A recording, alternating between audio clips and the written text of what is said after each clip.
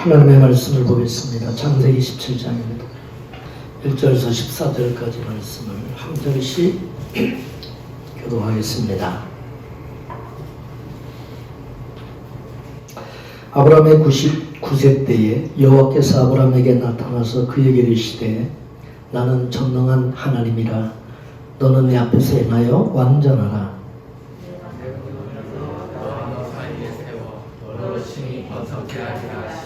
아브라함이 엎드린데 하나님이 또 그에게 일러 가라사대 이제부로는 내 이름을 아브라함이라 하지 아니하고 아브라함이라 하리라. 이는 내가 너로 열국의 아비가 되게 함이니라.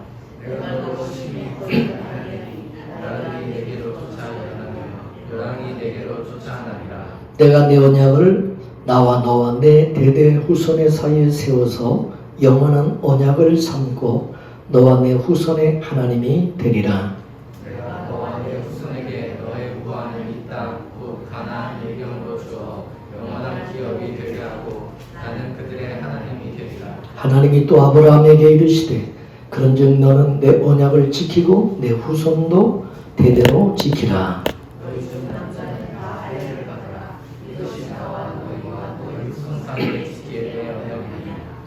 너희는 양피를 베어라. 이것이 나와 너희 사이의 언약의 표징이니라. 꼭 너희 자손이 아니요 이방 사람에게서 돈으로 산 자를 물어나고 나지 8일 만에 할례를 받을 것이다. 너희 집에서 난 자든지 너희 돈으로 산 자든지 할례를 받아야 하리니 이에 내 언약이 너희 살에 있어 영원한 언약이 되려니와 할례를 받지 아니하는 자 곧 그 양피를 뱉지 아니하는 자는 백성 중에서 끊어지니 그가 내 언약을 배반하였습니다. 아멘. 할렐루야. 기도하겠습니다. 하나님 감사합니다. 미련하고 아둔하고 썩은 저희들 하나님 말씀을 들어도 깨닫지 못하고 또 우리 삶 속에서 하나님 일하시고 역사하셔도 깨닫지 못할 때가 너무 많습니다.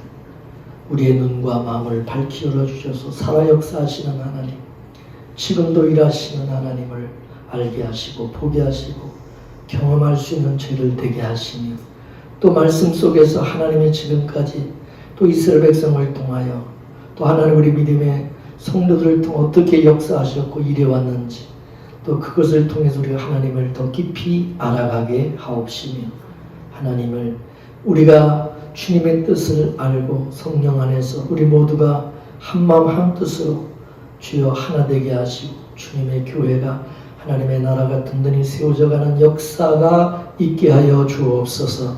이 시간에도 주여 부족한 종과 주의 성도들 불쌍해 주시고 성령의 충만함으로 함께해 주옵소서. 예수님의 이름으로 기도하옵나이다. 아멘. 할렐루야. 하나님께서 아브라함에게 나타난 오늘 보면 17장 말씀을 보게 되면 주어가 내가가 주어가 되었습니다. 내가가 좀 내려보려면 그래서 17장에 보면은 이 내가라는 그 단어가 13번 이게 나오는 것을 보게 됩니다. 자, 2절 한번 초두를 볼까요? 2절 시작. 내가 내 언약을 나와 너 사이에 세워 너로 심히 번성케 하리라 하시니. 아멘. 누구 언약을 세운다고 하십니까? 하나님이. 누구 언약? 하나님의 언약? 사람의 아브라함의 언약이 아니에요. 아브라함이 자기가 무슨 언약을 하는 게 아니에요.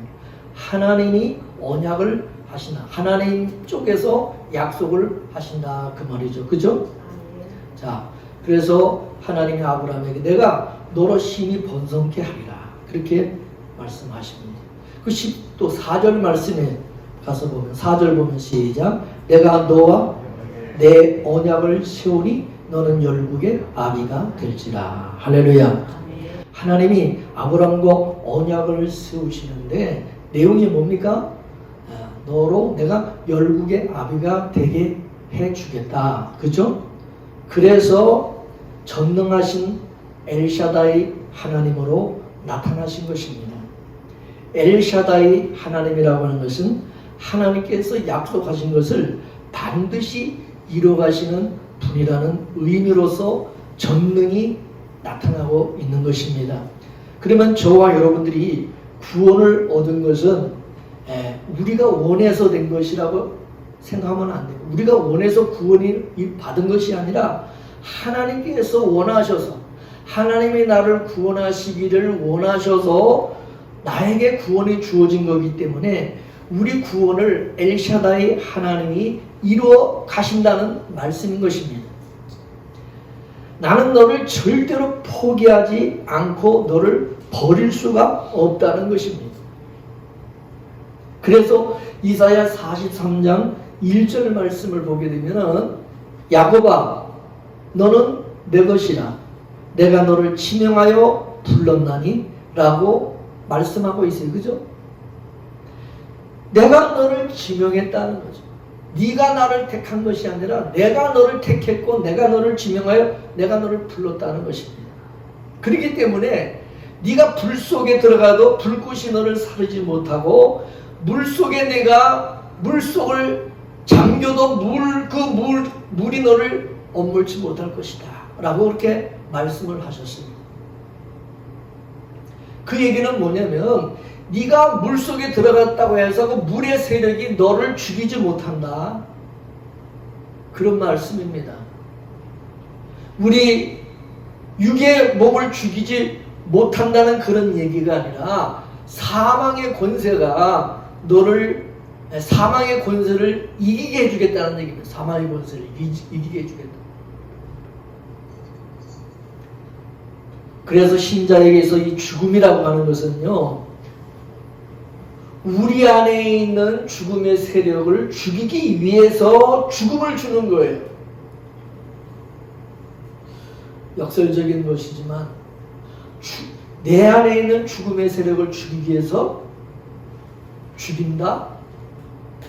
이해가 여러분 되실려나 모르겠어요. 우리는 죄 안에서 태어났기 때문에 다 죽음이라고 하는 유전인자를 가지고 우리는 다 태어납니다. 그래서 죄인은 반드시 죽게 되어 있어요. 그거는 운명적으로 그렇게 돼 있다. 안 죽는 사람은 어디 있어요? 그래서 죄인의 특징이 뭐냐면 죽는다는 거예요. 죽는다는 거. 죽는다는 얘기는 죄인이기 때문에 죽는다. 왜냐하면 죄는, 이 죽음은 죄의 삭시이기 때문에.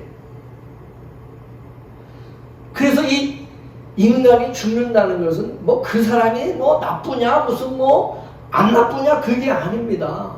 뭐 우리끼리 우리 사람들끼리야 뭐 선과 악, 뭐 착하냐 악하냐 나쁘냐 뭐 의로냐 뭐 우리끼리 서로 뭐 그렇게 점수 매겨서 뭐 판단할지 모르지만은 하나님 앞에서는 다 죄인이고 다 우리는 죄인으로 태어났기 때문에 죽는 거예요. 우리가 의인이라고 하는 사람도 죽는 것이고 착하다고 하는 그 사람도 죽는 거예요. 이해가 되십니까? 그렇다면 죄인으로 태어난 그 사람을 살리기 위해서는 죄인으로 태어난 그 사람을 반드시 죽여야 된다 이거, 죽어야 된다 이거죠. 그래서 죄인을 죽이는 그 방식이 뭐냐면은 하나님께서 그를 살려내는 바로 방식인 것입니다. 이게 이해가 될려나 모르겠지만 여러분 암에 걸리면 죽어요 안 죽어요? 불치병으로 이제 암에 걸리면 이제 죽게 되는데 그러면 그 암을 어떻게 죽여야 됩니까? 그 암을 어떻게 죽입니까? 암에 걸린 사람을 죽이면, 암에 걸린 사람이 죽으면 암도 함께 죽어요 안 죽어요? 죽어요. 그래서 사람이 죽으면 암도 같이 죽는 거예요. 이 죄가 그렇다 이거죠. 죄는 사람을 죽이는 불치병과 같은 거죠. 그건 어떤 의술로도 어떤 것으로도 고칠 수가 없는 거죠. 그럼 그 죄를 어떻게 없애야 되냐 이거죠. 그 죄를. 죄인을 죽이면 그 죄가 없어지는 거예요. 죄인이 죽는 것은 죄도 함께 죽이기 위해서 그러는 거예요. 그래서 죄인을 죽임으로써 함께 죄도 죽는 것이다. 하나님이 이런 방법으로 자기 백성들을 다루어 가신다는 거죠. 죄 아래에서 태어난 사람을 죽이고 그리고 죄와 상관없는 사람으로 살려내는 것입니다. 그래서 구원은 죄에서 난 자를 먼저 죽이는 일이세요. 먼저 죽이는. 그래서 죽이는 과정을 밟고 그 다음에 죄 없는 자로 살려내는 방식으로 이게 주어진다는 사실입니다.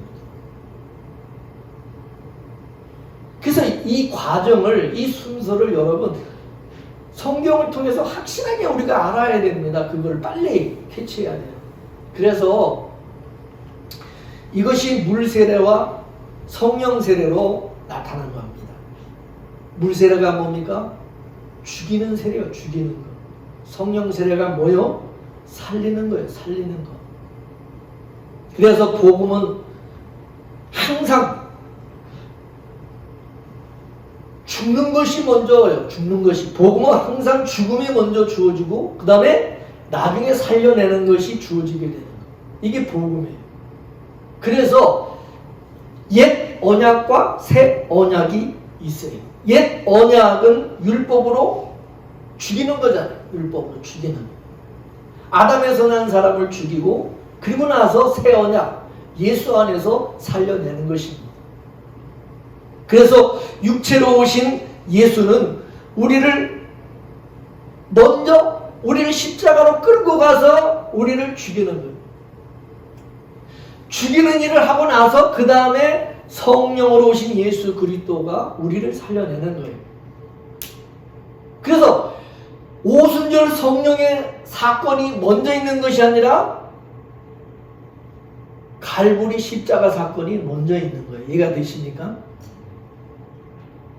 부활이 먼저 있는 게 아니라 죽음이 먼저 있는 거다 이거예요. 자, 이걸 우리가 본문식으로 보게 되면 하나님께서 아브라함을 찾아오셨어요. 근데 이 아브라함이 어떤 인간입니까? 자기 가능성으로 살려고 하는 사람이 자기 가능성으로. 그래서 하나님의 약속도 자기 가능성으로 그걸 이루겠다고 하는 그런 인간입니다. 이런 인간을 살려놓으면 어떻게 하겠어요? 어떻게 살겠어요? 계속 자기 가능성으로 뭔가 이뤄보겠다고, 하나님의 언약도 자기가 그걸 이뤄보겠다고 그런 식으로 하게 되면 하나님의 일이 안 되는 거예요. 일이 안 되는 거예요. 하나님께서 뭔가 역사하시고 일을 하려면 또 이놈의 자식이 하도 설치고 나대니까 지가 다 뭐 하겠다고 지가 다 그냥 뭐 그러냐. 하나님이 일할 수가 없는 거예요. 역사하실 수 없는 거예요. 하나님의 일에 자꾸 방해가 되는 거예요. 이해가 되십니까?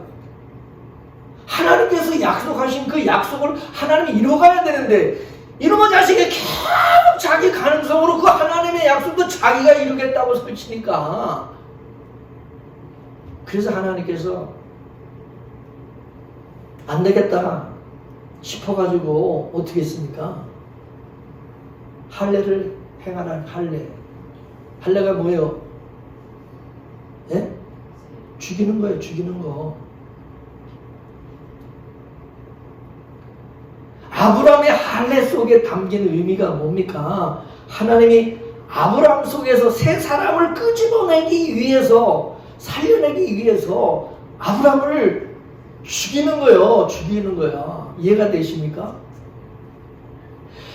여러분, 조그마한 씨앗 속에 생명이 있어요, 없어요? 있죠. 그러면 그 씨앗 속에 있는 그 생명을 끄집어내려면 어떻게 해야 돼요? 그 씨앗을 어떻게 해요? 씨앗을 어떻게 해야 돼요? 씨앗 속에 생명을 끄집어내면 어떻게 되고 씨앗을 죽여야 되는 거야. 썩어서 죽어야 되는 거야. 이해가 되십니까? 그래서 신약에서는 할례를 뭐라고 하냐? 바로 육적인 우리 몸을 벗는 것이다. 우리 육적인 몸을 벗는 것이 그게 할례라고 말씀합니다. 자, 골로새서 2장 11절의 말씀을 봅니다.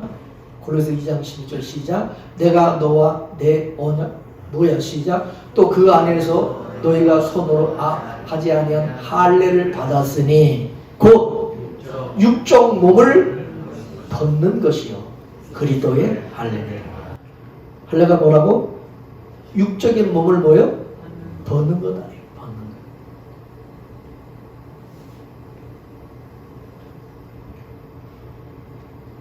우리가 그 안에서 할례를 받았다. 그 안에 그가 누굽니까? 그가 예? 예수 그리스도. 예수 그리스도 안에서 우리가 할례를 받았다. 그래서 그리스도의 할례니라. 믿습니까? 근데 그 할례를 육적인 몸을 벗는 것이라고 분명히 말씀했어요. 이는 아담 안에서 난 이 죽을 몸, 아담 안에서 난 이 죽을 수밖에 없는 이 몸, 이것을 이제 벗어버리고 예수 안에서 새로운 몸으로, 예수 그리스도의 몸으로 다시 살아나는 것. 그러기 위해서 할례를 받는 거다. 믿습니까? 그래서 신약에 지금 우리가 할례를 받아야 안 받아요? 여러분 지금 할례 받습니까? 할례는 구약적인 이야기죠. 구약이 하나님이 하나요. 구약의 할례를, 그래서 사도 바울은 이걸 어떻게 해석을 하느냐 하면 신약의 세례가 바로 할례다. 세례가, 우리가 받는 세례가 바로 그게 구약의 할례라고 설명해 주고 있는 것입니다. 여러분 신약의 이 세례가 무슨 의미입니까? 이 세례가 예수님께서 십자가에서 죽으시고 다시 살아나는 것을 세례라고 그랬어요. 그래서 우리가 예수와 함께 십자가에 죽었고 예수와 함께 다시 살아나는 것을, 이것을 사도 바울은 할례로 얘기하고 그게 바로 세례라고 가르쳐주고 있는 것입니다. 그게 바로 육적인 몸을 벗어버리는 것이다. 세례가. 믿습니까? 마치 그 씨앗 속에 있는 그 생명을 끄집어내기 위해서 그 씨를 죽이는 것과 같은 거다 이거죠. 사과씨 속에는 사과나무가 있어요. 그 사과나무를 끄집어내기 위해서는 그 씨를 죽이는 거다. 씨를. 하나님께서 저와 여러분에게 언약을 주셨어요. 그 언약은 하나님의 나라에서 살아갈 하나님의 아들들이 되는 거예요. 하나님의 아들, 그죠? 이 언약이 우리 속에 담겨져 있는데 이 하나님의 아들이 되는 이 내용을 끄집어내기 위해서 우리의 몸을 죽이는 일을 한다 이거야. 우리 몸이 죽어야 우리 몸 안에 있는 그 하나님의 아들의 언약이 튀어나오게 된다 이거예요. 그 언약의 아들이 누구냐면 바로 예수님입니다. 예수의 생명. 믿습니까? 그래서 우리 안에는 예수의 생명이, 예수의 씨가 있는 거예요. 믿는 자 속에는 예수의 생명이 있어요. 영생이라고, 그죠? 쉬운 말로 예수께서 우리 몸에다 전부 씨를 심어 놓은 거예요. 그래서 우리 모두는 다 예수님의 그 씨를 배태하고 살아가는데, 하나님께서 그럼 우리 안에 있는 그 예수의 생명을 끄집어내기 위해서 어떻게 계세요? 우리를 죽음에 넘긴다. 그래서 내가 죽은 그 자리에서 예수 그리스도가 나타나는 것입니다. 내가 죽어야 예수 그리스도가 나타나는 것입니다. 예수 그리스도가 어떻게 나타나느냐, 언제 나타나느냐를 여러분이 알아야 되는 거예요. 예수의 생명이, 예수의 능력이 그게 언제 나타나느냐를 알아야 돼요. 여러분이 죽지 않으면, 내가 죽지 않으면 절대 안 나타납니다. 나타날 수가 없어요. 이거 원리를 빨리 깨달아야 해요. 이 영적 원리를 깨닫는 게 이게 보통 이게 힘든 게 아니에요. 아무나 또 깨닫는 것도 아니고요.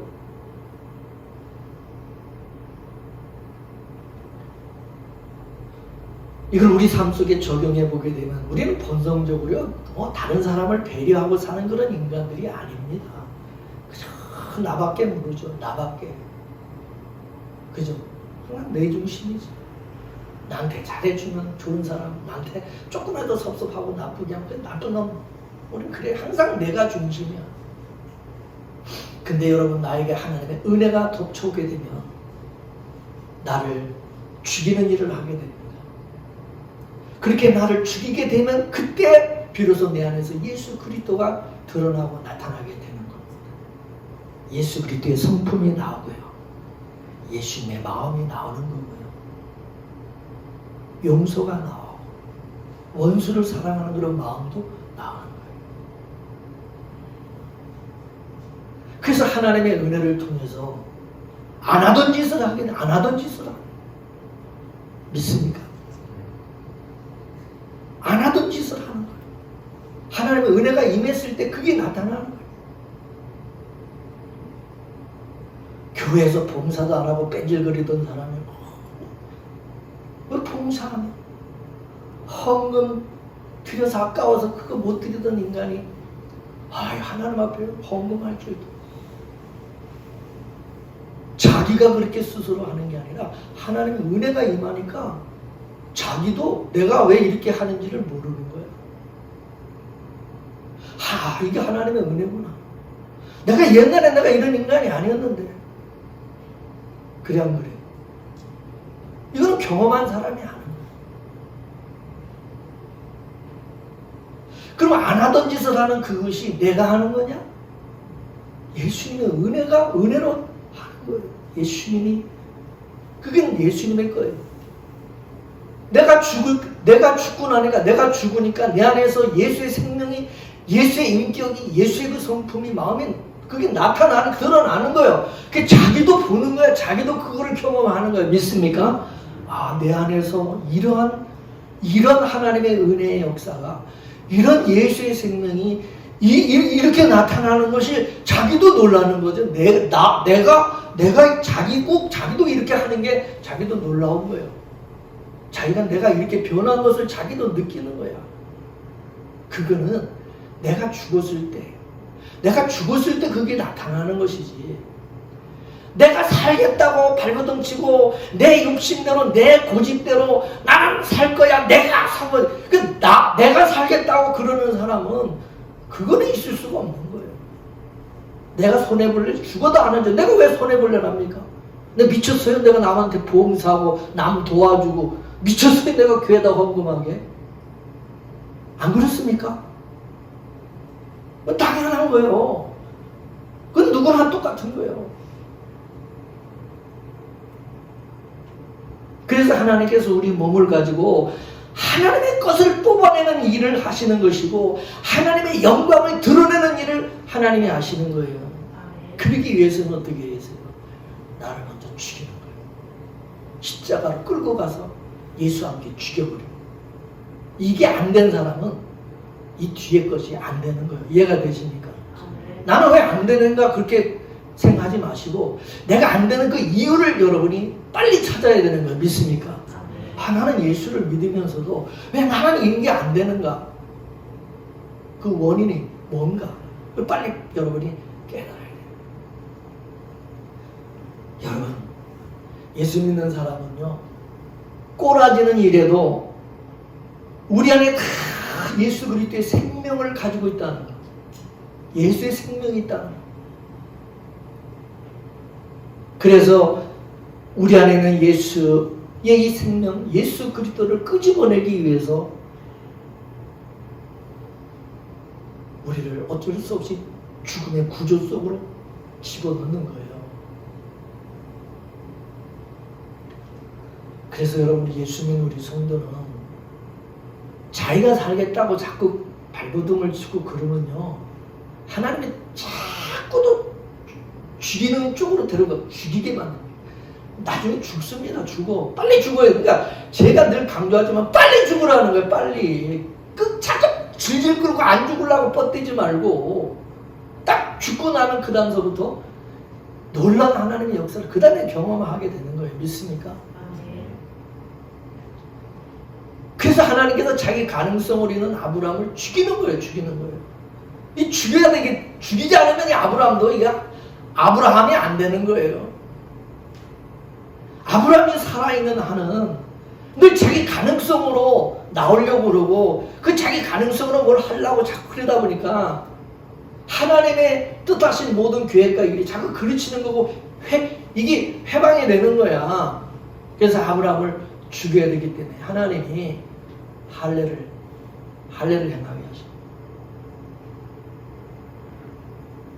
그래서 하나님께서 자기 가능성으로 자꾸 나오는 그런 자들을 하나님께서 죽이십니다. 죽고 싶으면 자꾸 나대세요. 죽고 싶으면 자꾸 자기 가능성으로 뭘 하려고 자꾸 여러분 설치면 설칠수록 여러분 인생이 이제 그 다음서부터 고달퍼질 겁니다. 그래서 하나님이 그런 사람은요 불가능으로 몰고 갑니다. 불가능한 자로 만들어버려요.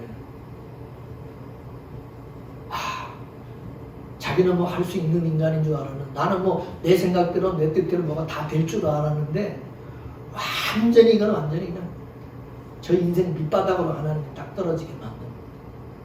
아무것도 못하는 아무것도 안 되는 그런 상황 속에 딱 집어넣습니다.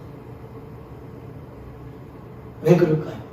그 불가능 속에서 빨리 깨달아야 해요. 죽어라 해요. 손 들어라 해요. 하나님께서 가능성을 끄집어내기 위해서 지금 그러는 거예요.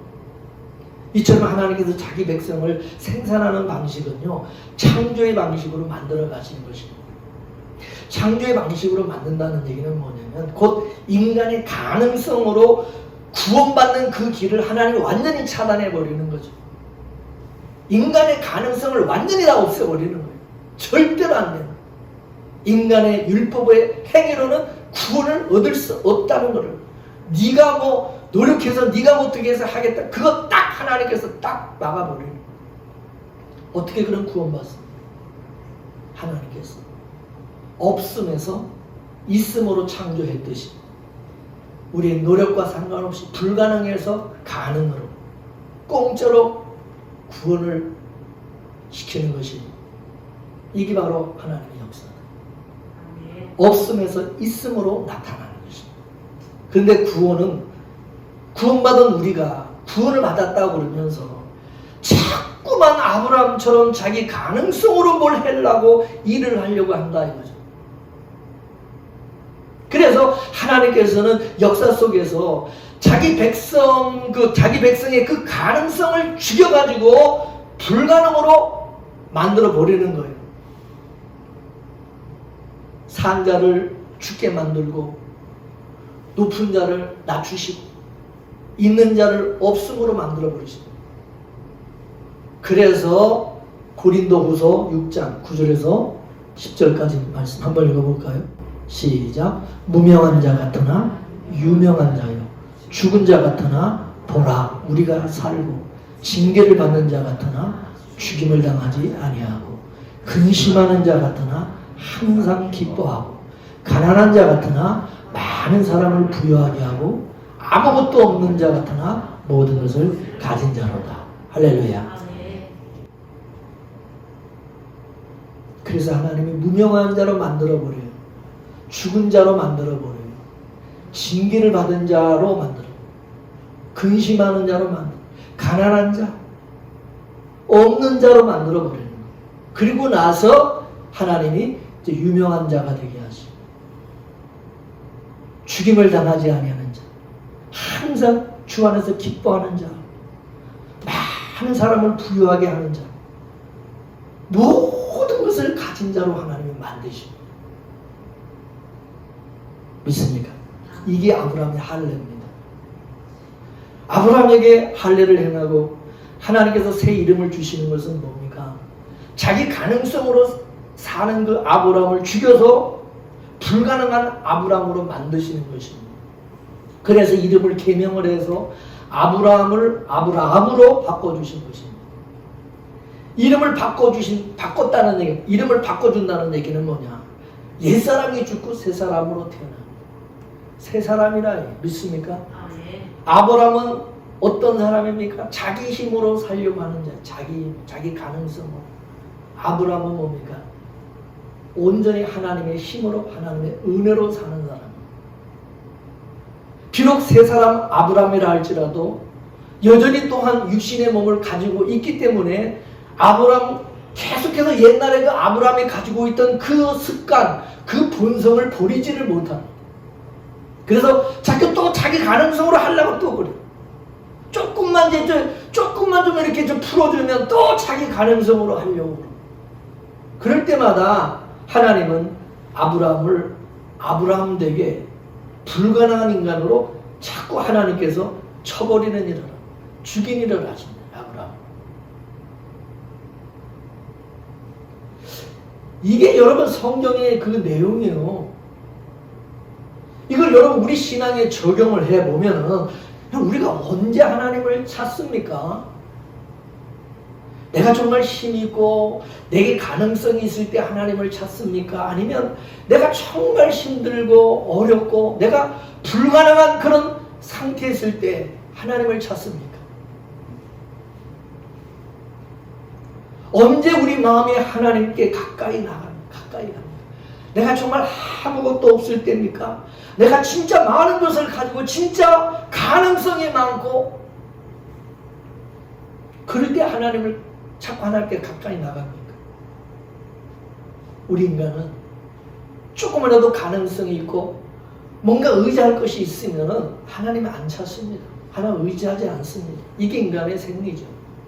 그래서 하나님께서는 자기 백성들의 힘을 빼는 작업을 하시는 거예요. 우리는 자꾸 내게 힘을 우리는 가지려고 그러는데 하나님은 그걸 자꾸 빼게. 왜 그렇습니까? 내가 힘을 가지고 있는 한은 절대 하나님을 찾지 않기 때문에 교만해지기 때문에. 여러분 스스로 생각해 보시기 바랍니다. 내가 언제 하나님을 찾았던가? 내가 언제 하나님을 갈망하고 사모했던가? 내가 잘 살면 잘 살수록, 내가 잘 되면 잘 될수록 하나님을 점점 멀리하고, 내가 정말 어렵고 힘들수록 교회를 가까이 하지 않았나? 지금도 그래요. 언제 여러분 신앙이 좋게 나타나느냐면 내가 망하고 어렵고 아플 때, 죽을 병에 걸렸어. 가능성이 없어. 아무 소망이 없으니까. 그래서 누가 옆에서 신랑이라도 자꾸 나를 핍박하고 막 힘들게 해야 신앙도 잘하지. 참 좋아라 해서 짝짝꿍이 돼서 그냥 그러면 신랑하고 놀러 다니느라고 정신이 없는 거야.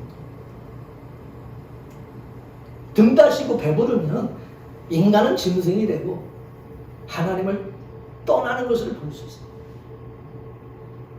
우리가 지금 이 자리에 와 있는 것은 여러분 우리의 꿈이 다 깨졌기 때문에, 만약에 우리의 꿈이 이루어져 보세요. 우리가 여기 있겠다. 멀리 멀리 갔더니 처량하고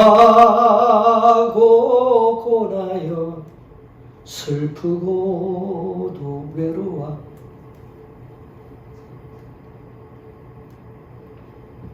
망해야 탕자처럼 돌아오는 거예요. 그런데 우리는 본능적으로 하나님 앞에 자꾸 우리 힘을 달라고 하죠. 힘을 달라고. 왜 힘을 달라고 하느냐? 내 독자적으로 내가 살고자 하는데, 독자적으로. 교회 안 나오고 이제 누구 의지하지 않아도 이제는 내가 큰 소리 빵빵 치고 폼 잡고 좀 살고 싶은 거죠. 그죠? 하나님을 의지하고 교회 다니고 신앙생활 기도하고 그러니까 귀찮게 그냥 내가 힘을 가지고 그 다음에 좀 가오다 재면서 뭔가 좀 내가 이런 사람이다 이렇게 좀 폼 좀 잡고 살고 싶은 거 아닙니까?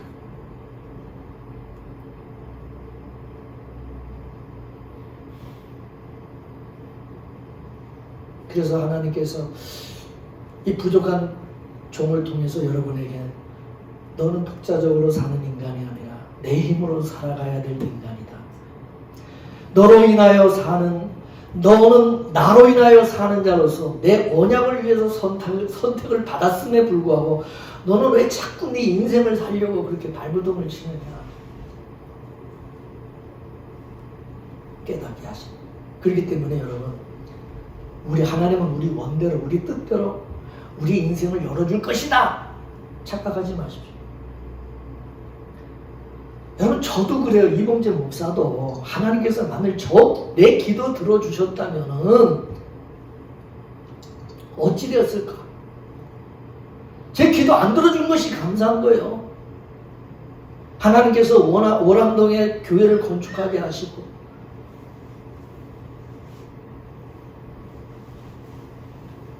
그 엄청난 죽음과 같은 고난을 내가 겪지 아니하고, 만약 하나님께서 제 기도를 들어주셔서 교회가 크게 부흥하고 성장을 했다면 지금 제가 이런 목회를 하겠어요? 교회에서 교주 노릇하고 있겠죠. 많은 사람들이 우러러보고 목사님 손 한 번 잡아도 성은이 만극하나이다. 뭐 그러겠죠. 지금은 뭐 제가 여러분 손잡아줘도 뭐 감동이 없지만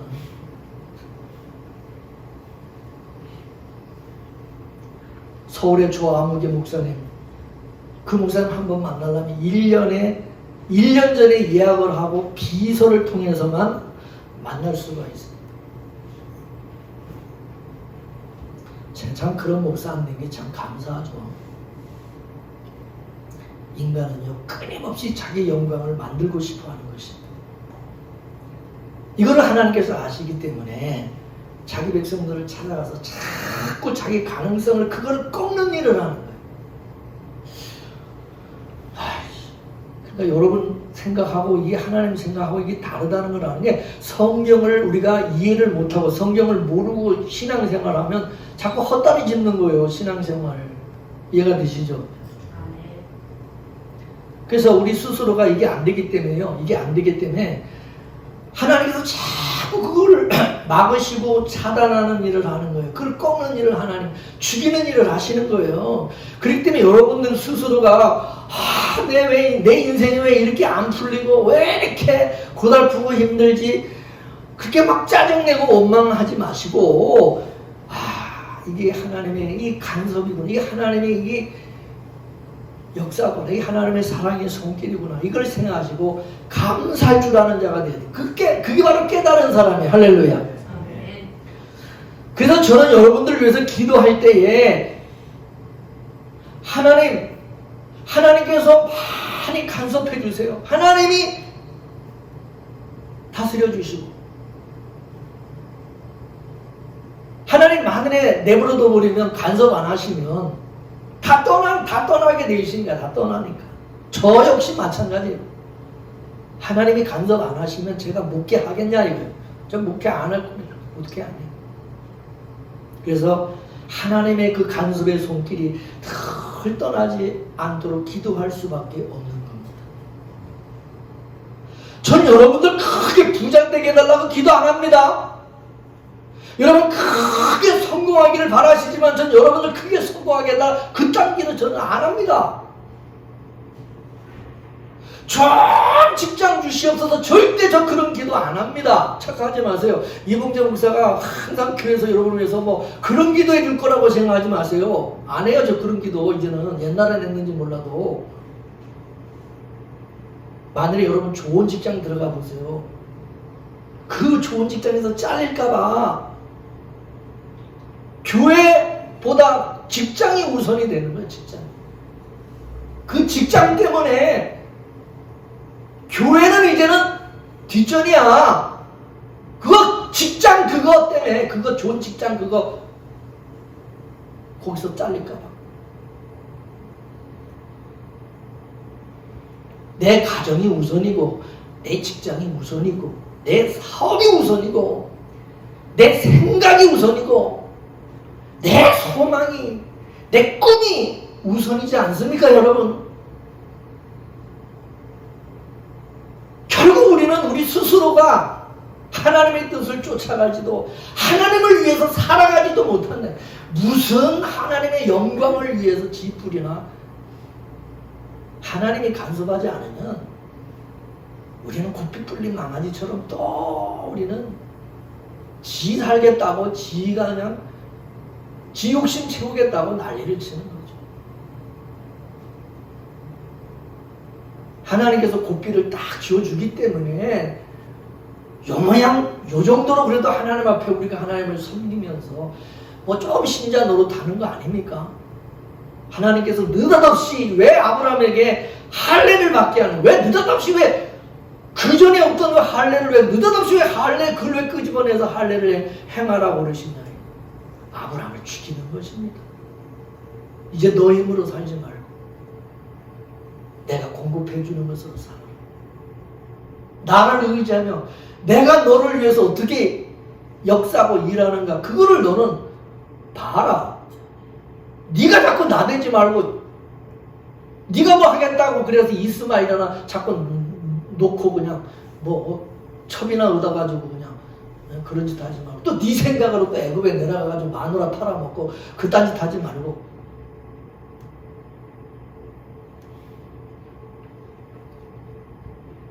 여러분 할례를 이렇게 생각하십시오. 하나님께서 옛사람인 아브라함을 할례로 죽이시고 새 사람이 이제 아브라함으로 살려놓은 것은 아브라함의 인생은 이제 누가 책임진다는 얘기냐.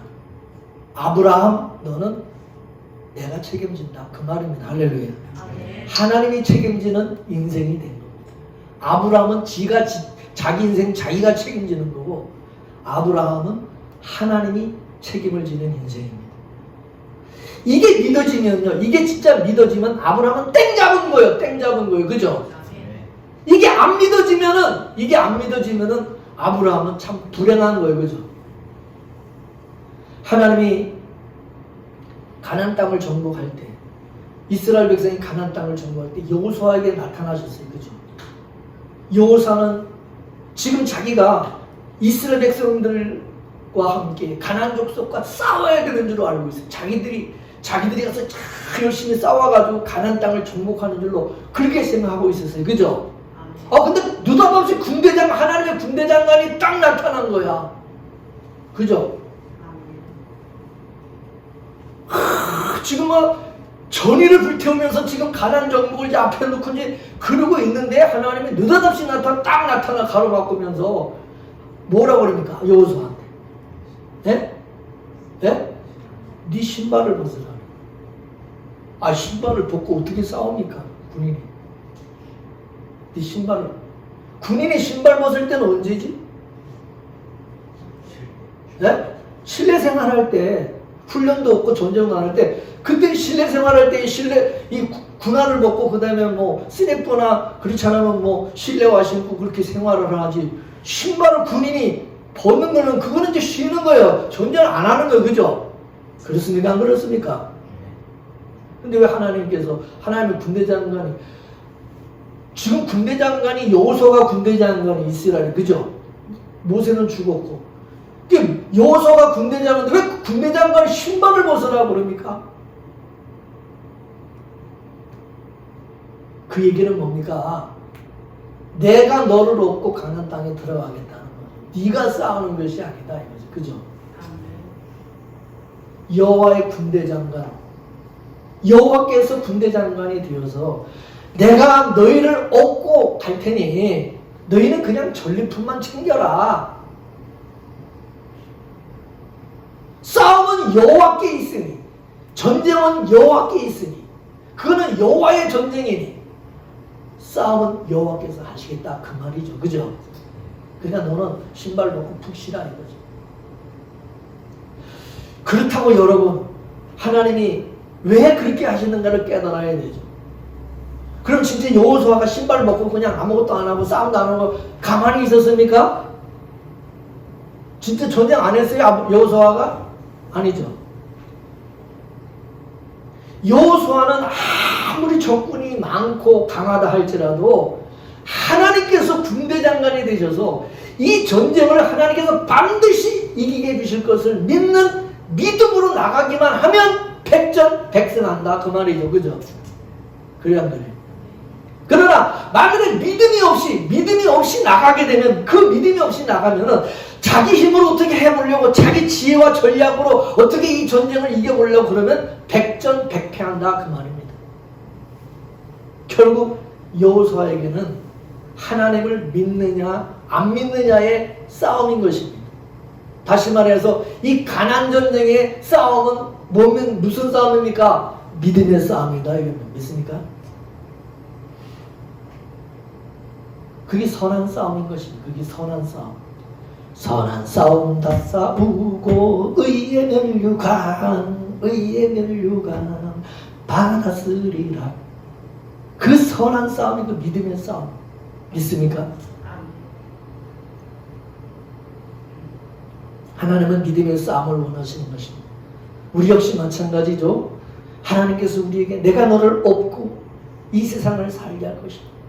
천국의 하나님의 나라 내가 너를 업고 갈 것이다. 그게 믿어지면, 진짜 그게 믿어지는 사람은 어떤 모습으로 살겠어요?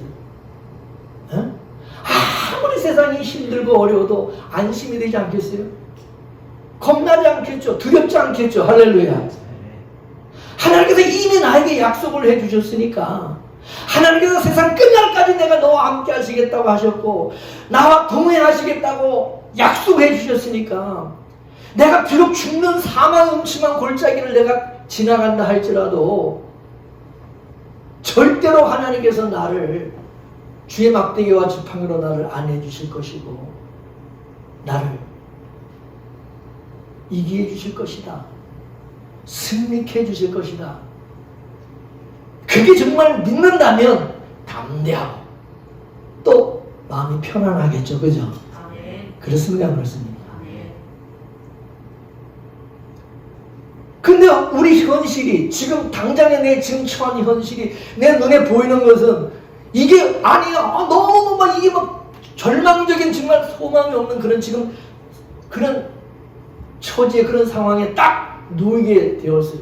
그럼 우리는 그 환경, 지금 현재 그 문제, 그 처한 그 지금의 상황만 바라보게 되면은 두려울 수밖에 없고 낙심할 수밖에 없고, 이제 끝났다, 내 인생 끝났다, 뭐 이렇게 생각이 들겠지만은, 우리가 하나님을 믿는다면, 하나님의 약속을 믿는다면 두렵지 않겠죠. 그죠? 오히려 하나님이 어떻게 역사하실까, 어떻게 하나님이 기적을 나타내 주실까 기대가 되겠죠. 그죠? 왜 하나님의 약속하신 그것이 어떻게 나타날 것인가, 이게 어떻게 상황이 어떻게 이게 바뀌어질 것인가에 대한 오히려 기대와 소망이 생기지 않겠습니까? 할렐루야. 그래서 믿음이라고 하는 것은 전혀 믿을 수 없는 상황에서 진짜 믿음이 있는지 없는지가 나타나는 거예요. 그죠? 여러분이 뭐 믿음이 있다고 아무리 큰 소리 쳐봐야 진짜 불가능한 그런 상황에서 여러분이 진짜 그때 믿음의 사람인지 아닌지가 나타나는 거예요. 따라서 하나님께서 이스라엘 백성들을 왜 아무것도 없는 광야로 끄집어냈습니까? 왜 광야로 그들을 끌어내놓은 것은 하나님만 의지하고 믿음으로 살라는 거죠. 그죠? 그래서 하나님께서 이스라엘 백성들이 진짜 믿음이 있는지 없는지 그 믿음을 달아보기 위해서, 그 믿음을 시험해보기 위한 가장 좋은 장소가 어디냐? 광야였던 겁니다.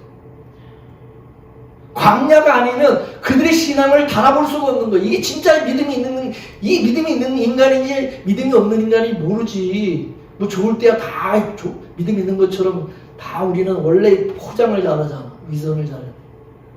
그래서 진짜 광야 같은 그런 상황에 딱 놓여봐야 진짜 믿음이 있는지 없는지가 나타나는 거예요. 스스로 살 수 없는 환경에 집어넣으면 진짜 믿음 있는 사람은요, 그때 하나님을 다 바라보는 겁니다. 하나님께서 세상 끝날까지 나와 함께겠다고 약속하셨고 절대로 나를 그와 같이 버려두지 아니하시고 그 어떤 것도 우리를 이길 수 없고 끊을 수 없는 하나님의 사랑을 넉넉히 이기게 하실 줄로 믿습니다. 하나님께서 이기게 해주시고 승리케 해주시고 먹여주시고 살려주시겠지. 그런 믿음으로 그 믿음을 가지고 광야 가운데서도 담대하고 평안하게 감사하며 살게 되는 것입니다. 할렐루야. 아멘. 그러나 믿음이 있는 사람들은 절대 그렇게 못 삽니다. 맨날 죽겠다고 그러고 맨날 징징거리고 맨날 그냥 막 출상을 해가지고 막 불안해가지고 걔 옆에 있는 사람까지도 막 불안하게 만들고 막 그래 안 그래요? 우리 삶의 현실이 그렇잖아.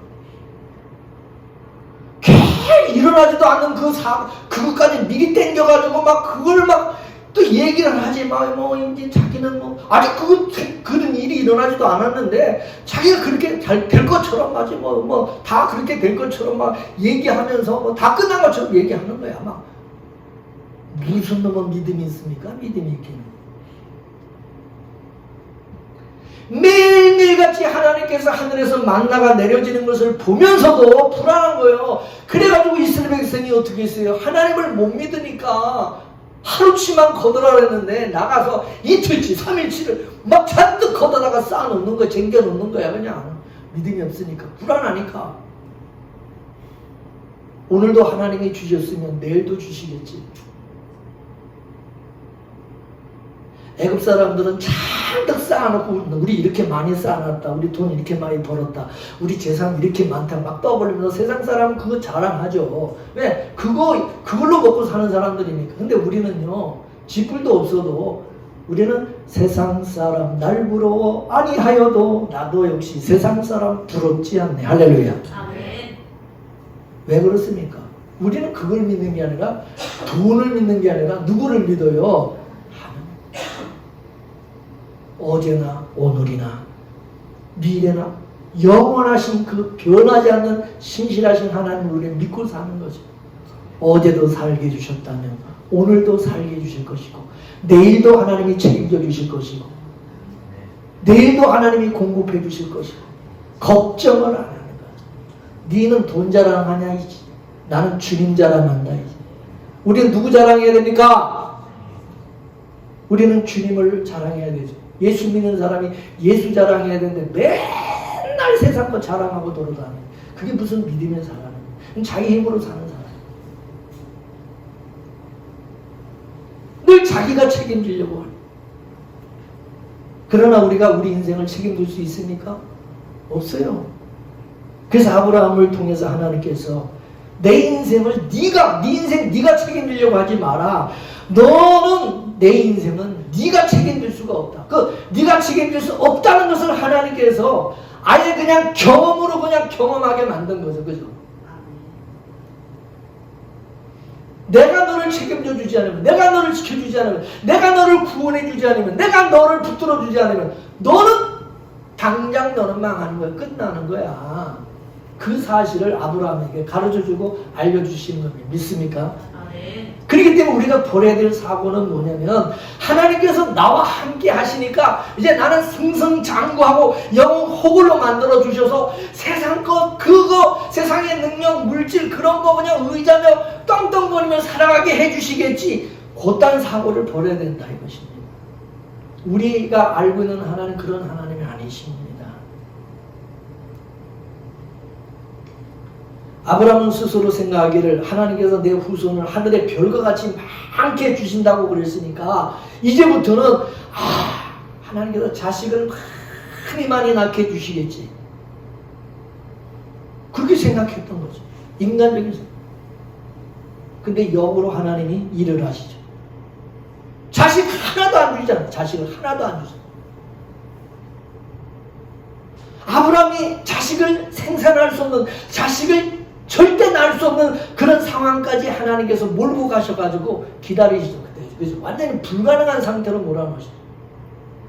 그래서 하나님이 10년 동안 침묵하고 계시다가 이스마엘을 낳고 나서 10년 뒤에 침묵하시고 다시 나타난 것은 그 10년은 아브라함의 힘을 빼는 기간이십니다. 이스라엘의 이름의 뜻이 뭐라 그랬습니까? 이스라엘의 이름의 뜻. 야곱의 이름의 뜻이 야곱이 뭐? 야곱이 이스라엘 됐잖아. 이스라엘의 뜻이 뭐야? 따라서 하나님과 싸우는 자, 다투는 자. 이스라엘의 뜻이 그겁니다. 이스라엘의 뜻이 하나님과 다투는 자, 싸우는 자. 우리가 이스라엘이에요, 우리가. 우리들 하나님과 싸우는 자, 싸우는 자. 그래서 하나님과 싸워가지고 맨날 내 환도뼈가 부러지는 그런 일을 당하는 거예요. 내 환도뼈 부러지는 거죠. 환도뼈가 부러졌을 때 이제 지팡이를 의지하고 하나님만 바라보고 하나님만 의지하며 살아가게 되는 거예요. 병신돼서 찔떡찔떡거려. 이게 이스라엘입니다. 이스라엘. 옛날에 야곱은 그렇게 안 살았죠.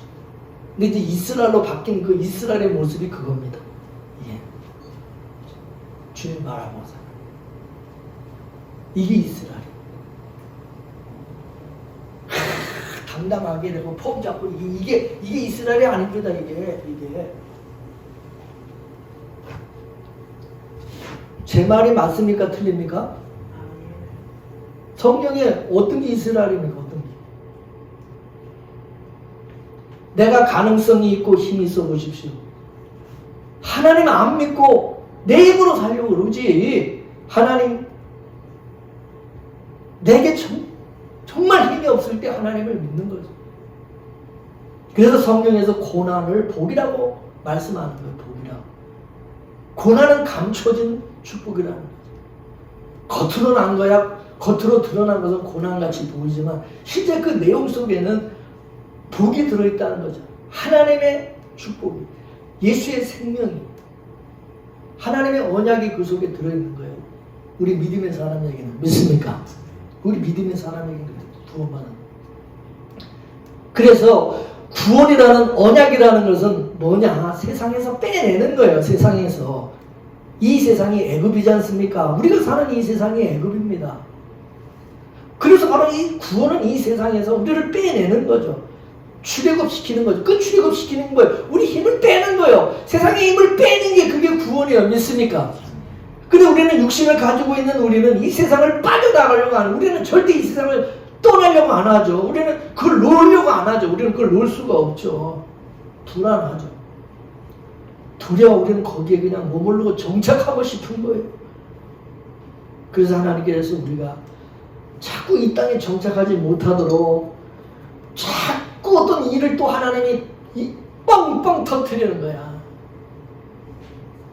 어떤 일들이 터지죠. 이제 그게 뻥뻥 터지면 좀 살라고 좀 살만하는데 또 뭐가 아이고 빨리 세상을 떠나고 싶다. 이제 이런 일을 당하게 되는 거죠. 따라서 왜 예수를 믿고 살면서 어렵고 힘든 일이 닥치는 모든 일들을 여러분 역설적으로 보게 되면 그게 하나님의 사랑이고 간섭이라는 것을 느낄 수 있는 거예요. 믿습니까? 우리가 자식을 키워봐서 알지만 자식 키울 때 부모의 그 간섭하는 것을 자식들이 그걸 사랑으로 여깁니까? 자식들의 입장에서는 부모가 좀 제발 좀 나를 좀 내버려두고 잔소리하지 말고 간섭하지 말아달라고 그러죠. 그죠? 근데 어떤 부모가 자기 자식을 그냥 간섭하지 않고 내버려둡니까? 계속해서 간섭하고 잔소리하고. 간섭 안 하면 되겠어요? 근데 자식은 간섭하면 나를 사랑하지 않는다고 자꾸 그렇게 말하죠. 나를 사랑하지 않는다고. 그러면서 나 좀 사랑하지 말라는, 나한테 관심 가져주지 마, 나한테 관심 갖지 말라는, 그냥 나 좀 자유롭게 좀 내버려 달라고 그러죠. 그죠? 관심 가지지 말고 사랑하지 말고. 근데 그딴 식으로 자꾸 나오면은 어떻게 합니까? 매를 들죠. 이 자식. 따라하세요. 사랑은 집착이고 죄는 무관심이다. 자식에 대해서 무관심이 그게 죄입니다. 여러분, 무관심한 것이 그게 좋은 것처럼 생각하면 안 됩니다. 그거는 그 자식에게 관심 없다 그 말입니다. 하나님이 우리를 사랑하신다는 것은 남달리 관심을 가지고 있다는 것입니다. 만약 여러분이 다른 어떤 사람을 여러분 사랑해 보세요. 여러분이 어떤 사람을 좋아하고 사랑하게 될 때에 사랑하는 그 사람에게 대해서 여러분 집착을 합니까 안 합니까? 마음이 갑니까 안 갑니까? 그 사람은 사랑하는 게 아니죠. 그죠? 사랑하면 항상 그 사람에게 마음이 가 있어요. 신경이 항상 그를 쓰게 돼 있고 그 사람 생각에 하게 돼 있어요. 그래 안 그래요? 그래서 두 사람이 같이 사랑을 하면 이게 좋은데 한 사람만 계속해서 그렇게 사랑하게 되면 이 짝사랑하게 되면 이제 이게 뭐가 됩니까? 스토커가 되는 거 스토커. 그죠? 고문이요. 계속 쫓아다니면서 그러니까 관심을 가지니까 이 사람은 지금 관심을 가지지 않길 바라는데 그 사람 혼자 자꾸 사랑해하고 자꾸 그러는데 근데 둘이 같이 사랑해가지고 그러면 괜찮은데 한 사람이 자꾸 그래버리면 이제 힘든 거죠. 그죠? 그래서 내가 지난번에 그러잖아. 하나님은 우리에게 스토커와 같다고. 하나님이 우리를 손바닥에 새겼다 그래서 그죠? 그러면서 어찌 어미가 그 자식을 잊겠느냐. 내가 난 자식을 어떻게 어미가 잊을 수 있느냐. 나도 너희들 절대 못 잊는다. 그렇게 말씀을 하셨잖아요. 그 얘기는 하나님께서 끝까지 내가 너희들에게 신경이 쓰인다 이거죠. 너희들에게 마음이 가고 내가 책임진다. 내가 간섭하겠다 그 말이죠. 그죠? 그래서 하나님께서 내가 너를 복주고 복주리라 하셨으면 반드시 우리를 복받는 자리로 하나님께서 인도해 가시겠지. 우리는 믿어야 되는 거죠. 그것이 하나님 우리에게 주신 약속이잖아요. 그 언약이 우리에게 다가와서 이 땅에서 구현이 될 때는 어떻게 나타나냐? 역설적으로 오히려 내 힘을 빼는 것으로 나타난다. 그래 안 그래?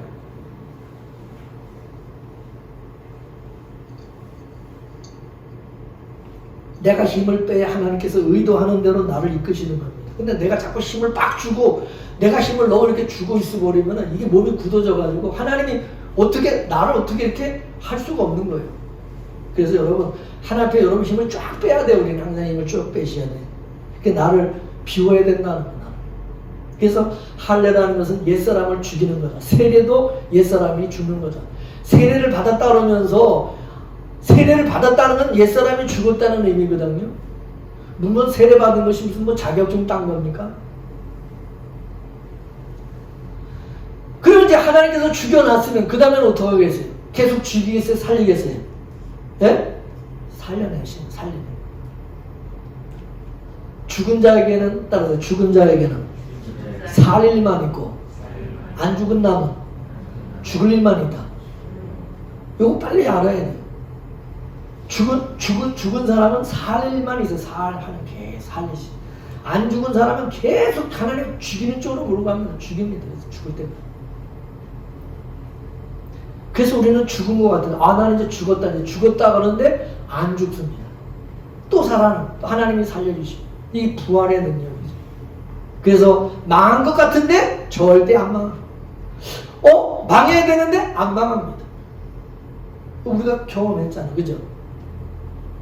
망할 줄 알았지. 안 망합니다. 할렐루야. 자, 고린도후서 4장 8절에서 11절 다 같이 있습니다. 우리가 사방으로 우겨쌈을 당하여도 쌓이지 아니하며 답답한 일을 당하여도 낙심하지 아니하며 핍박을 받아도 버림받지 아니하며 거꾸로 뛰림을 당하여도 망하지 아니하고 우리가 항상 예수 죽인 것을 몸에 짊어지면 뭐가? 예수의 생명이 우리 몸에서 나타나기 위해서 죽인다는 얘기죠. 우리 산 자가 항상 예수를 위해서 어디에 넘겨져요? 죽음에 넘기오는 왜? 이유가 뭐예요? 예수의 생명이 또한 우리 죽을 육체에 나타나게 하기 위해서 우리를 죽음에다가 넘긴다. 여러분 그랬습니까? 안 그랬습니까? 얼마나 여러분 이게 중요한 말씀입니까? 자, 고린도후서 또 그 다음 6장 9절에서 10절 시작. 무명한 자 같으나 유명한 자요 죽은 자 같으나 보라 우리가 살고 징계를 받는 자 같으나 죽임을 당하지 아니하고 근심하는 자 같으나 항상 기뻐하고 가난한 자 같으나 많은 사람을 부유하게 하고 아무것도 없는 자 같으나 모든 것을 가진 자로다. 할렐루야. 이게 곧 하나님께서 부활의 방식으로 우리를 간섭해서 일을 하시기 때문에 이런 일이 있는 거예요. 그래서 우리는 지금까지 인생을 살면서 죽고 싶은 그런 순간이 수없이 많이 있었죠. 그죠? 자식이 말을 듣습니까? 마누라가 말을 듣습니까? 남편이 말을 듣습니까? 그래도 또 하는 일이 잘 됩니까? 그런 구조 속으로 우리를 몰고 갈 때가 있어요. 그러나 세상에서 스트레스를 받으면 받을수록 우리가 도망갈 품은, 우리가 의지할 것은 예수님 품이라는 것. 힘들고 어려울 때 하나님을 찾는 게 복이라는 것.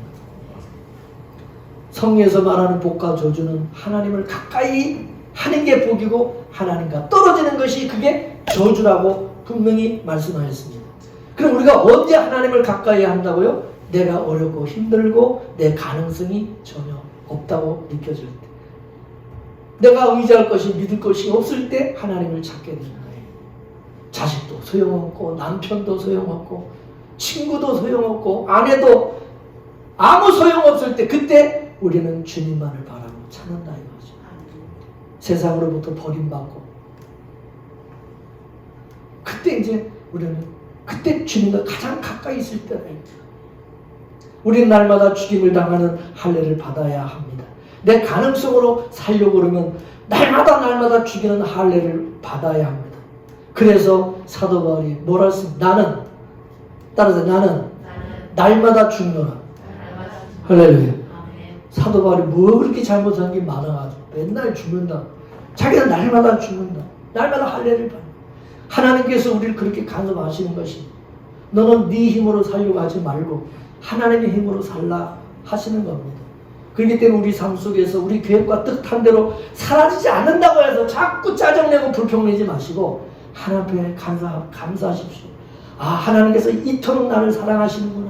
나에게 이렇게 관심을 가지고 나를 간섭하시구나. 그렇게 생각하십시오. 그래서 하나님은 자기 백성을 절대로 버리지 않습니다. 내 것이라고 찜하는 순간 우리는 절대 우리를 홀로 버려두지 않습니다. 그래서 우리는 구원이 중간에 이거 뭐 어떻게 잘리는 거 탈락되는 거 아닌가 그런 걱정할 필요 없고요. 끝까지 하나님께서 책임져 주시고 이루어 가실 것이라는 것을 믿으시기 바랍니다. 믿으면 안심이고 믿지 못하면 불안한 겁니다. 비록 세상에서 우리가 무명한 자 같지만 여러분 유명한 자가 되게 하십니다.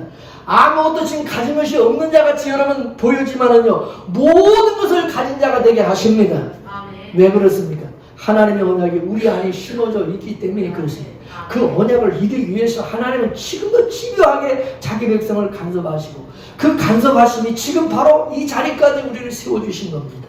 그러니까 세상적으로 조금 어렵고 힘들다고 그것 때문에 그냥 원망하고 다 망한 끝난 것처럼 생각하지 마시고 오히려 하나님의 사랑을 깨달으시고 더 큰 소망 가운데 살아가시기 바라고, 이게 바로 하나님 우리를 다스리시는 방법이구나 라는 것을 여러분 아시고, 하나님께서 내 안에서 예수의 생명을 다시 예수의 생명을 끄집어내기 위해서 그 예수의 생명이 나타나게 하기 위해서 우리 몸을 죽인다는 것을 깨달으시기를 바랍니다. 그래서 세상의 없음 속에서 하늘의 것으로 하나님이 채워주시는 그 놀라운 은혜와 축복을 경험하시기를 바랍니다. 내 것을 다 뺐을 때, 내 것이 다 빼졌을 때 그때 하나님의 것으로 하나님이 채워주시는 것입니다. 이런 역설을 여러분 빨리 깨달으시고, 비록 내 삶이 어렵고 힘든 일이 닥치고 설령 내가 죽는다 할지라도 그것 때문에 낙심하지 마시고 오직 하나님만 믿고 의지하고 나 자신을 완전히 비우고 내려놓고 주님만을 끝까지 믿고 의지하며 살아가시면요 그때부터 하나님의 놀라운 역사를 경험하는 그런 일이 있을 줄로 믿습니다. 그래서 그런 가운데서 하나님의 그 은혜와 영광을 영원히 찬송하며 살아가는 우리 빗무르게 모든 성도가 되기를 주 이름으로 축복합니다. 축복합니다. 기도하겠습니다. 하나님, 많은 사람들 가운데 우리를 택하여 주셔서 너는 내 것이다 주님의 자녀로 삼아주시고 또 우리 안에 예수의 생명 그 언약을 심어주셔서 감사합니다. 이제 우리를 통해서 우리 자신이 드러나는 것이 아니라 우리의 능력이 아닌 오직 하나님의 능력, 예수의 생명이 하나님 우리 속에서 우리 죽을 몸에서 드러나게 하시고 이 썩은 인생 가운데서 오직 하나님의 영광만이 드러낼 수 있도록 역사하여 주시옵소서. 우리가 하나님의 약속을 믿고 우리가 하나님만 바라보고 의지하며 하나님이 이끄시는 대로 살아가는 저희들 되게 하여 주옵소서. 어제도 함께 해주셨고 오늘도 함께 하시고 미래도 함께 해주시고 어제도 채워주셨고 오늘도 주셨고 내일도 또 우리에게 필요한 모든 것을 공급해 주시는 전능하신 하나님 아버지를 믿는 믿음으로 살게 하여 주옵시고 세상 사람 부러워하지 말게 하여 주옵시고 내 안에 그리스도께서 계시고 하나님이 나와 함께 하심을 항상 믿는 자가 되게 하옵소서. 그러기 위해서 먼저 하나님 우리를 죽이시는 하나님 우리 모든 힘을 빼시고 우리 모든 것을 비우시고 십자가에 하나님여 세례를 통하여 우리를 아버지 하나님 죽이시는 그 하나님의 뜻을 빨리 깨달아 알 수 있는 저희들 되게 하여 주시고 빨리 우리 자신을 내려놓고 비우고 주님으로 인하여 사는 역사를 경험하게 하여 주시옵시고 주님의 아버지 하나님 일하시는 그 놀라운 역사를 경험하며 살아가는 우리 모든 빈물의 교회 성도들 되게 하옵소서. 모든 것을 주께 의지하며 예수님의 이름으로 감사하며 기도 올리옵나이다. 아멘.